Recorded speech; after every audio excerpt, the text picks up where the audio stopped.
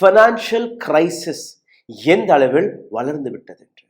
எந்த அச்சேதனை கனவாக காட்டினார்களோ அந்த அச்சேதனுக்கான அந்த உண்மை முகத்தை உங்களுக்கு முன்பு எடுத்து வைக்கிறேன். உங்களில் ஏராளமான நபர்கள் இதை உணர்வீர்கள், புரிந்து கொள்வீர்கள். ஏன்னா நீங்களும் ஒரு கடனாளியாக தான் இருக்கிறீர்கள்.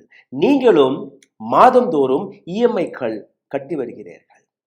சாதாரணமான விஷயத்திற்கு கூட இன்னைக்கு நீங்க கடன் வாங்கி கொண்டிருக்கிறீர்கள். இந்த இஎம்ஐ டிராப்பில் நாம் அனைவருமே சிக்கியிருக்கிறோம்.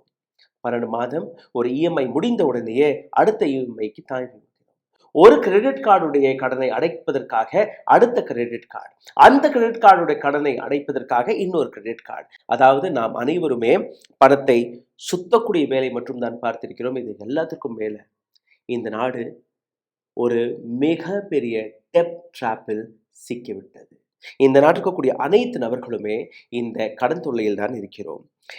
இந்த ஸ்டாட்டிஸ்டிக்ஸை பாருங்கள். இந்த நாட்டில் 50% கிரெடிட் கார்டு யூசேஜ் 2022ஆம் ஆண்டிலிருந்து 2025ஆம் ஆண்டிற்குள், அதாவது இந்த 3 வருடத்தில் மட்டுமே 50% கிரெடிட் கார்டு யூசேஜ் அதிகரித்திருக்கிறது. இந்த நாட்டில் இருக்கக்கூடிய நாம் அனைவருமே ஒவ்வொரு குடும்பத்தை நீங்கள் எடுத்துக்கினார்களோ கூட ஒரு நபர் மீது 3.9 லட்சத்திலிருந்து 4.8 லட்சம், கிட்டத்தட்ட 5 லட்சம் ரூபாய் கடன் இருக்கிறது.